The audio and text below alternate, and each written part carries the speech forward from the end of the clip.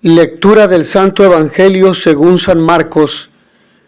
En aquel tiempo, cuando los discípulos iban con Jesús en la barca, se dieron cuenta de que se les había olvidado llevar pan. Solo tenían uno. Jesús les hizo esta advertencia: fíjense bien y cuídense de la levadura de los fariseos y de la de Herodes. Entonces ellos comentaban entre sí: es que no tenemos panes. Dándose cuenta de ello, Jesús les dijo: ¿por qué están comentando que no trajeron panes? ¿Todavía no entienden ni acaban de comprender? Tan embotada está su mente. ¿Para qué tienen ustedes ojos si no ven y oídos si no oyen?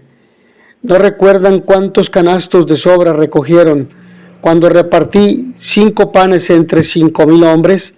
Ellos le contestaron: 12. Y añadió: ¿y cuántos canastos de sobra recogieron cuando repartí 7 panes entre 4,000? Le respondieron: 7. Entonces él dijo: ¿y todavía no acaban de comprender? Palabra del Señor. Fíjense bien. Durante la travesía del lago, los discípulos malinterpretan la recomendación de Jesús de guardarse de la levadura de los fariseos y de la de Herodes. Esto es, del peligro de verse atrapados en un mesianismo meramente nacionalista. Pensar que el Mesías es solamente para ellos. Si este fuera el caso, no habrían más que imitar al antiguo y endurecido Israel. El Maestro no se cansará de orientarlos hacia intereses más espirituales, evitar tal levadura que en el pasaje paralelo San Lucas identifica con la hipocresía. Lucas en el capítulo 12, versículo 1.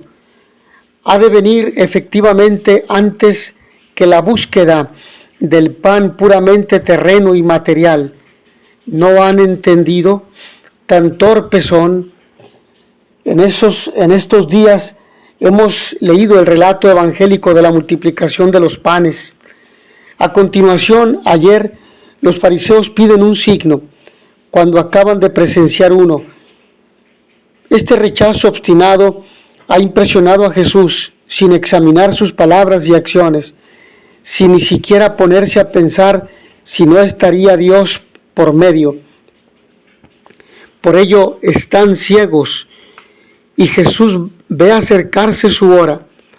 De esta ceguera e incapacidad para dejarse enseñar, quiere advertir a los suyos, y la ocasión se presenta cuando, habiéndose embarcado, los discípulos se olvidan de llevar pan. Esto da pie a Jesús para poner en guardia a los discípulos sobre la levadura de los fariseos y su poder de contagiar.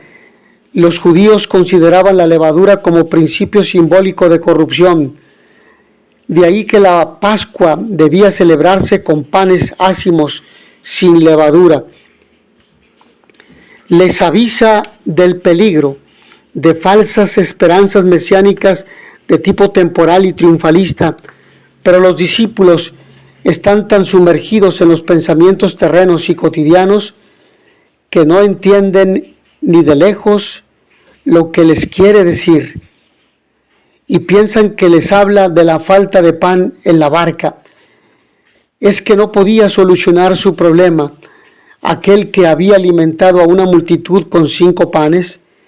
Sin duda, era muy doloroso para Jesús el comprobar que sus discípulos, a pesar de la cercanía al Maestro, no habían comprendido el sentido profundo de la multiplicación de los panes, el acontecimiento en el que han tomado parte, y corren el peligro del que les advierte Jesús, el de acercarse a la postura de los incrédulos y extraños, de mirar pero no ver, oír pero no entender.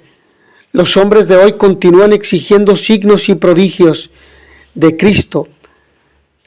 Los discípulos de Cristo deben mirar más allá de la superficie de los acontecimientos y circunstancias para entender el camino de cruz del Maestro.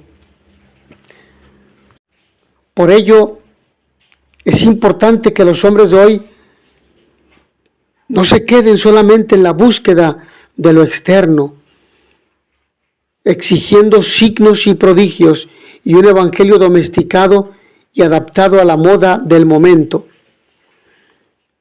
Es importante entender el camino de cruz del Maestro. Nos dirá San Pablo: un Cristo crucificado, escándalo para los judíos, necedad para los gentiles, mas para los llamados, lo mismo judíos que griegos, un Cristo fuerza de Dios y sabiduría de Dios. Porque la necedad divina es más sabia que la sabiduría de los hombres, y la debilidad divina más fuerte que la fuerza de los hombres. También hoy tenemos el milagro de la multiplicación de los panes en la Eucaristía, que nos une con Cristo resucitado y glorificado. Por ello, Señor, que vea, guárdanos de la levadura de los fariseos, guárdense de la levadura de los fariseos y Herodes. Acaban de encarcelar a Juan Bautista y Jesús con sus discípulos se han retirado a Galilea. Es lo que leemos en el pasaje. Jesús refuerza sus enseñanzas con hechos significantes y milagrosos que autentifiquen el poder del que le envía. Pero sus discípulos no logran entender más allá de lo que ven, igual que los fariseos, que no quieren cambiar el orden establecido, la formalidad de las apariencias y del culto ritualista, igual que Herodes, que ante las situaciones de injusticia personal y social, ante el peligro de quien puede desprestigiar su autoridad, reacciona reprimiendo y encarcelando a quien cuestiona su comportamiento. El reino de Dios, el nuevo orden que Jesús viene a presentar, es hacer de nuevo presente la obra de Dios como la concibió desde el principio. Recrear el mundo desde la justicia y el orden, desde el amor y la fraternidad, desde la conciencia y la solidaridad. Y esta nueva recreación personal y social ha de contemplarse en nuevas obras, en hechos y actos evidentes que pongan en primicia a los pobres y desheredados de esta tierra.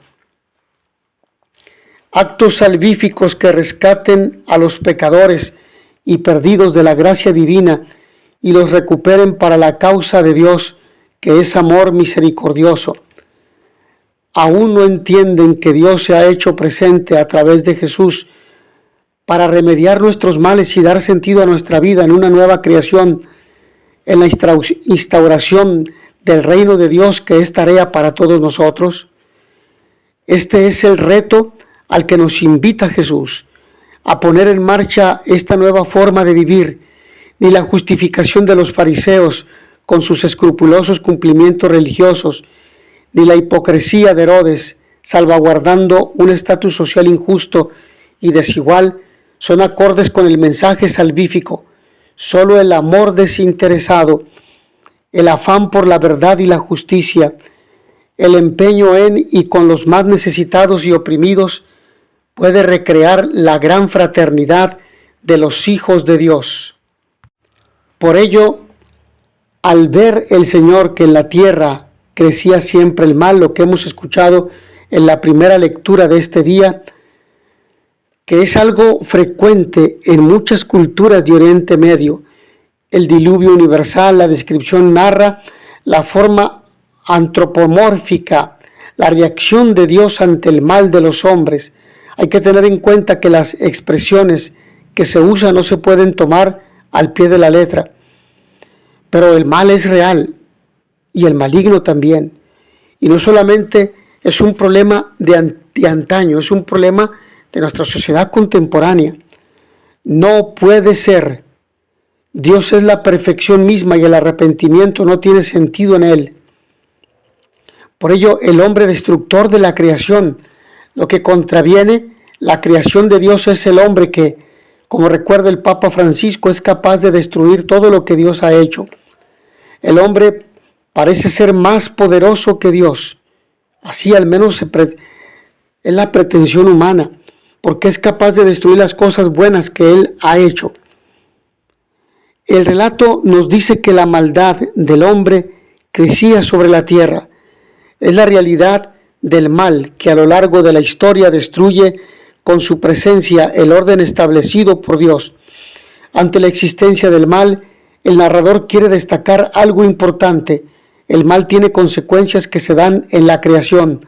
Sin embargo, esta lectura no se puede tomar literalmente como un castigo que golpea a justos y pecadores por igual.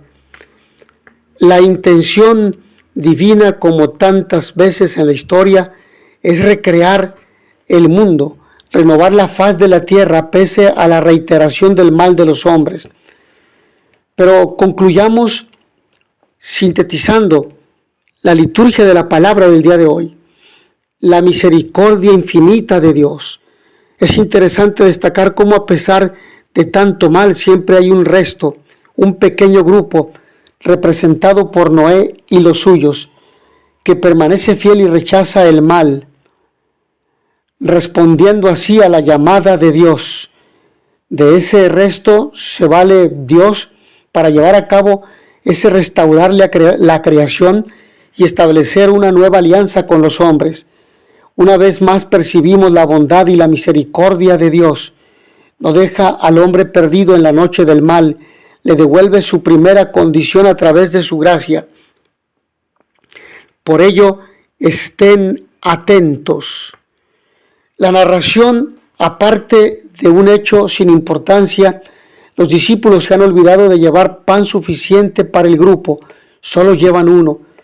Todo ello nos da el contexto donde Jesús reprocha a sus discípulos su incapacidad para comprender el milagro de la multiplicación de los panes y los peces, avisándolos a su vez de tener precaución ante personajes cuyo ejemplo no es el mejor camino hacia Dios. La levadura de los fariseos y de Herodes. Ante el consejo de que tengan cuidado con la levadura de los fariseos y de Herodes, los discípulos interpretan que es una alusión al poco pan que llevan consigo. Jesús les echa en cara su poca comprensión para el milagro que acaba de realizar. Es que tienen embotada la mente, es que no se acuerdan del milagro de la multiplicación. Podríamos también hablar del objetivo de la multiplicación de los panes y los peces. Ese milagro tenía un objetivo: alentar su fe en Jesús como Mesías de Dios, ya que al revelarles el secreto mesiánico les descubría su personalidad. Ellos no lo habían entendido así, pese a tener ojos y oídos, que es lo que les reprocha Jesús. Entendemos que el proceso de ir descubriendo su persona va a costarles un tiempo y aún así ya sabemos cómo se desarrollaron los hechos. Por ello, hay que tener cuidado con la levadura de algunos personajes. ¿Qué quiere decir Jesús con lo de la levadura de los fariseos y la levadura de Herodes? La levadura es un elemento mínimo sencillo, pero que puede hacer fermentar en bien o en mal a toda una masa de pan. La levadura en este contexto ha de entenderse en sentido simbólico. Una levadura buena o mala dentro de una comunidad la puede enriquecer o destruir. Jesús quiere que sus discípulos eviten la levadura de los fariseos y de Herodes. Esa levadura es equivalente a hipocresía, legalismo, superficialidad. De todo eso quiere Jesús que se aparten sus discípulos. Por eso comenta el Papa Francisco, los invita a reflexionar sobre la pasada multiplicación de los panes y de los peces y los llama a tener confianza, al mismo tiempo que les recomienda la vigilancia para no contaminarse con el mal. Concretando un poco más, esa levadura no es otra cosa que el rechazo permanente que estas figuras tuvieron hacia Jesús, hasta condenarlo al suplicio de la cruz. Por ello, es importante pensar en el llamado que hoy Dios nos hace. ¿Dónde percibo en este momento la levadura criticada por Jesús ¿Qué hago para que esa levadura no contamine mi vida? Mis hermanos, que a todos ustedes el Señor los bendiga y les dé la paz. Y noticia veritatis proficere, pax et bonum.